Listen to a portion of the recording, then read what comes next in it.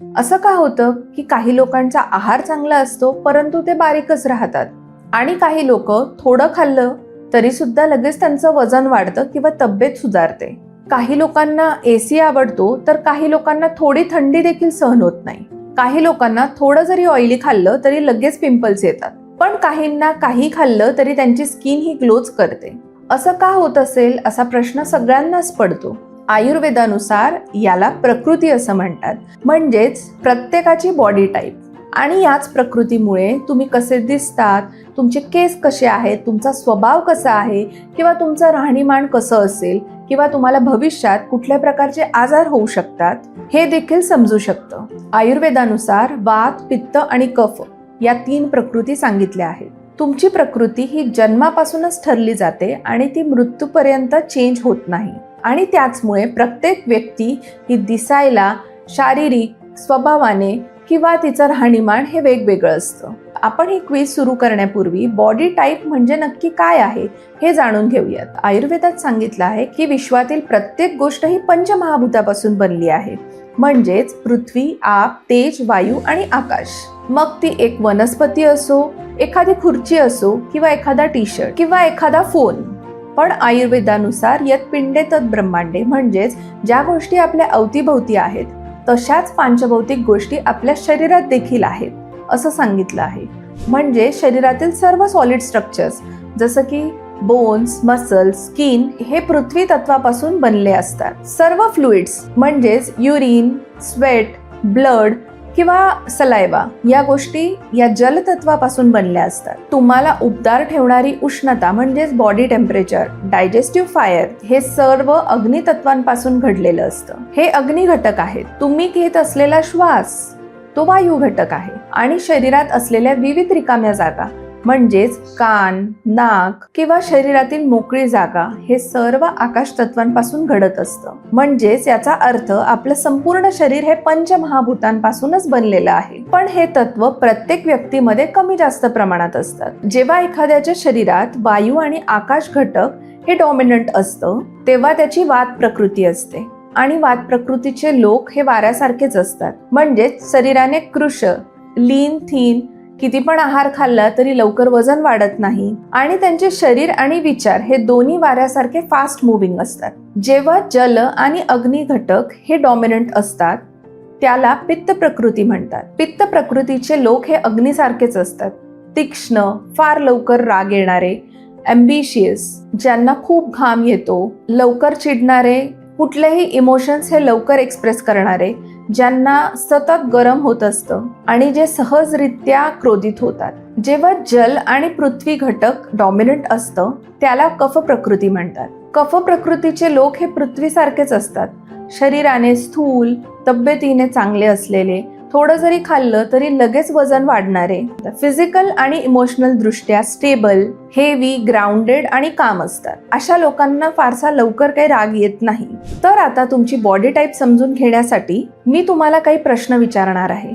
प्रत्येक प्रश्नाचे 3 ऑप्शन आहे, ए, बी, सी. या ऑप्शन्स पैकी तुम्हाला जो रिलेटेबल पर्याय वाटतो तो पर्याय तुम्ही निवडायचा आहे. तो पर्याय तुम्ही एका पेपरवर लिहून ठेवा किंवा तुमच्या नोट्समध्ये फोनवर मेन्शन करून ठेवा. सर्व उत्तरे तुमच्या आयुष्यात साधारणपणे कसे आहेत त्यानुसारच द्या. आत्ता कसे आहात त्यानुसार देऊ नका. यामुळे तुम्हाला ॲक्युरेट अनालिसिस मिळेल. जे तुम्हाला सर्वात ॲक्युरेट वाटेल ते निवडा. ए, बी, सी पैकी तुम्ही कोणता पर्याय निवडलाय ते लिहून ठेवा.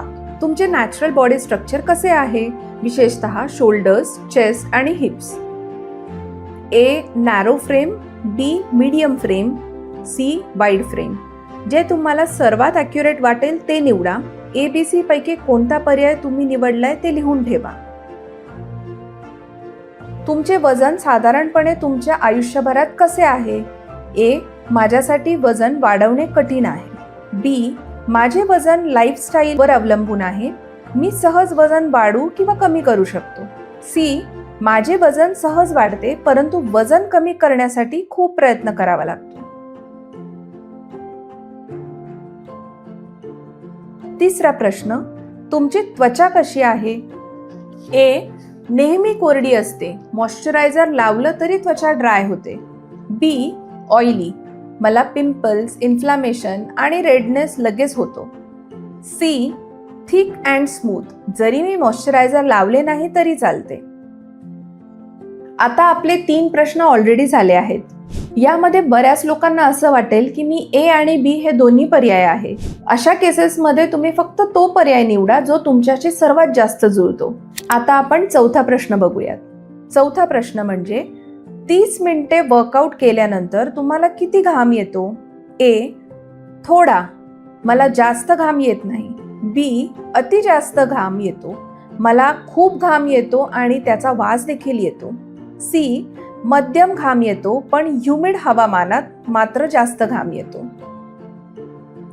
पाचवा प्रश्न, तुमच्या शरीराचे तापमान कसे आहे?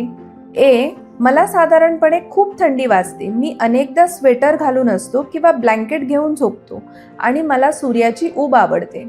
बी, मला खूप जास्त गरम होतं, उन्हाळ्यात माझ्यासाठी टफेस्ट सीझन असतो आणि मला हिवाळाच आवडतो. सी, मी वर्षभर कम्फर्टेबल असतो पण मी उन्हाळा थोडा अधिक प्रेफर करतो. सहावा, तुमचे केस कसे आहेत? ए, कोरडे, पातळ आणि फ्रीझी, माझे केस जास्त गळतात. बी, सरळ पातळ केस आहेत, प्रीमॅच्युअर ग्रेइंग आहे, म्हणजेच केस हे लवकरच पांढरे होत आहेत. सी, जाड आहेत, quite dense, abundance, naturally shiny आणि लस्ट्रस टेक्स्चर आहे. तुमची कोणती ट्रीटमेंट जर चालू असेल तर त्यानुसार पर्याय निवडू नका. तुमचे नॅचरल केस कसे आहेत त्यानुसार पर्याय निवडा. सातवा प्रश्न, तुमचे डोळे कसे आहेत? ए, लहान आकाराचे आणि ते अनेकदा कोरडे होतात. बी, मध्यम आकाराचे, तीक्ष्ण आणि इंटेन्स गेज असलेले. सी, मोठ्या आकाराचे आणि पापण्या देखील जाड आहेत. आत्तापर्यंत आपले 7 म्हणजेच निम्मे प्रश्न झाले आहेत. तुम्हाला तुमची प्रकृती कुठली आहे याचा थोडाफार अंदाज आलाच असेल. आता आपण नेक्स्ट क्वेश्चन बघूयात. 8वा प्रश्न, तुमची भूक आणि पचन कसे आहे? ए, अनियमित, कधी मला अजिबात भूक लागत नाही आणि कधी कधी मला खूप जास्त भूक लागते. पचन ही कधी चांगले होते तर कधी गॅस किंवा ब्लोटिंग जाणवते. बी, माझी चांगली भूक आहे, मला दिवसातून खूप वेळा भूक लागते.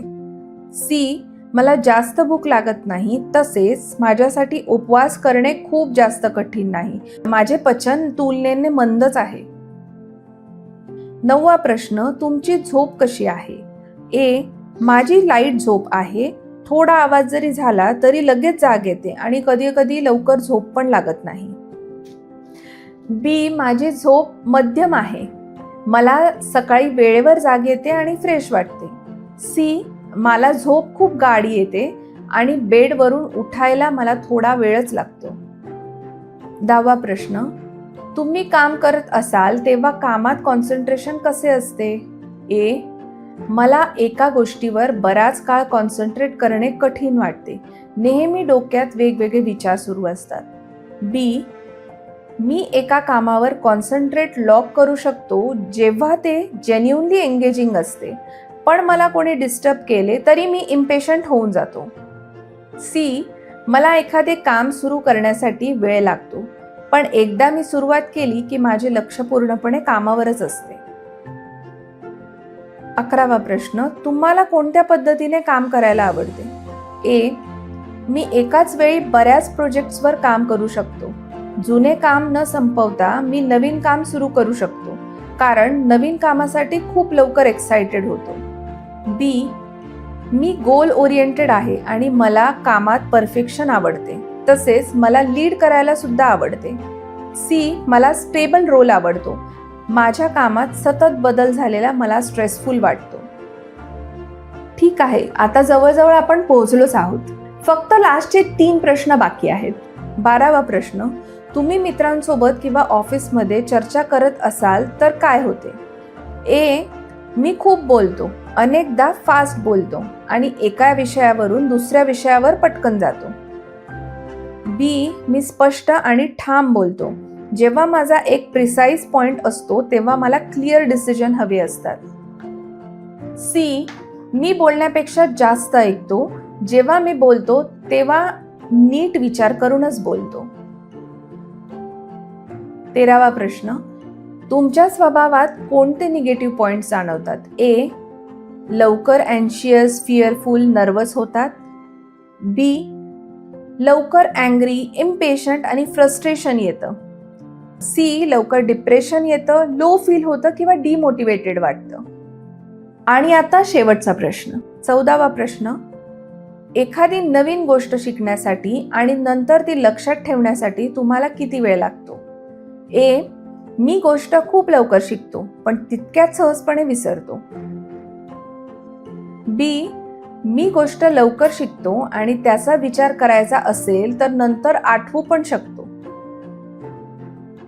सी, मला नवीन काहीतरी पूर्ण ग्रास्प करण्यासाठी थोडा वेळ लागतो पण एकदा का मी ती केली की मी खोलवर एनग्रेव्ह होतो आणि मी ते कितीही वर्ष झाले तरी सुद्धा विसरत नाही. म्हणजे एखादी अवघड रेसिपी किंवा एखादा अवघड टॉपिक किंवा एखादा नवीन इन्स्ट्रुमेंट ते शिकायचं असेल तर तुम्हाला किती वेळ लागतो आणि ते नंतर किती दिवस लक्षात राहते, त्यानुसार ए, बी, सी असा पर्याय निवडा. आता प्रश्न संपले आहेत. तुम्ही पेपरवर जी लिस्ट बनवली आहे ती एकदा परत चेक करा. तुम्ही जे ए, बी, सी असे पर्याय निवडले आहेत ते म्हणजे वात, पित्त आणि कफ, ज्याला आपण 3 दोष असं म्हणतो. ए म्हणजे वात, बी म्हणजे पित्त आणि सी म्हणजे कफ. जे तुमचे जास्त ऑप्शन्स आहेत तो तुमचा प्रायमरी दोष आहे, ज्याचा तुमच्यावर जास्त प्रभाव आहे. जे दुसऱ्या नंबरवर मेजॉरिटी ऑप्शन्स आहेत तो तुमचा सेकंडरी दोष आहे. म्हणजेच मेजॉरिटी जर ए ऑप्शन आले असतील आणि सेकंडरी तुमचे सी ऑप्शन आले असतील तर याचाच अर्थ वात प्रधान कफ प्रकृती ही तुमची आहे. खूप जणांना असं वाटत असेल की प्रकृती ही एकच दोषांची असेल, तर असं नसतं. बऱ्याचदा प्रकृती ही 2 दोषांपासून बनलेली असते. एक दोष हा डॉमिनंट असतो आणि दुसरा दोष हा सेकंडरी असतो. जर तुमच्यात एका दोषाचे 70% जास्त गुण असतील तर तुम्ही सिंगल दोष टाईपचे असाल. म्हणजेच आयदर तुम्ही प्युअर वात किंवा प्युअर पित्त किंवा प्युअर कफ दोषाचे. पण सिंगल प्रकृती असलेले खूप रेअर आहेत. आता अजून एक प्रश्न, जर तुम्हाला ऑप्शन्स हे इक्वल मिळाले असतील तर अशा वेळेला प्रकृती ही त्रिदोषात्मक आहे. त्रिदोषात्मक प्रकृती असलेले लोक खूपच रेअर असतात. आता तुम्हाला तुमची प्रकृती माहिती झाली आहे, पण प्रत्येक प्रकृतीचे काही विशिष्ट स्वभाव आहेत ते आपण डिटेलमध्ये जाणून घेऊयात. वात म्हणजे वारा आणि आकाश यांची एनर्जी. वाऱ्यासारखं तुम्ही मुव्हिंग असतात. अशा प्रकारच्या लोकांना सहज थंडी वाजते, लवकर वजन देखील वाढत नाही आणि त्वचा ही ड्राय असते. आता आपण पित्त प्रकृतीबद्दल बोलूयात. पित्त प्रकृतीचे लोक हे बॉर्न लीडर म्हणून ओळखले जातात. असे लोक फक्त स्वप्न बघत नाही तर ते रियालिटीमध्ये देखील आणतात. अशा लोकांना लीड करायला आवडतं, लाईफमध्ये परफेक्शन पाहिजे असतं, ॲम्बिशियस असतात. पण अशा लोकांना राग देखील खूप लवकर येतो. अशा लोकांची मुळातच प्रकृती उष्ण असल्यामुळे अशा लोकांना लवकर ॲसिडिटीचा त्रास होतो, तळ हातापायांची आग होणं, प्रीमॅच्युअर ग्रेइंग किंवा पिंपल्स, रेडनेसचा त्रास, ब्लड प्रेशर अशा समस्या उद्भवू शकतात. कफ प्रकृतीचे लोक हे पृथ्वीसारखे स्टेबल, काम असतात. म्हणजेच असे लोक इमोशन्स लवकर एक्सप्रेस करत नाहीत. यांना लवकर राग देखील येत नाही किंवा लवकर रडू पण येत नाही. असे लोक हे स्ट्रॉंग आणि वेल बिल्ट असतात. अशा लोकांचं फिजिक हे स्ट्रॉंग असतं, तब्येतीने हे सुदृढ असतात. यांची स्किन देखील मॉइश्चराइज आणि ग्लोईंग असते.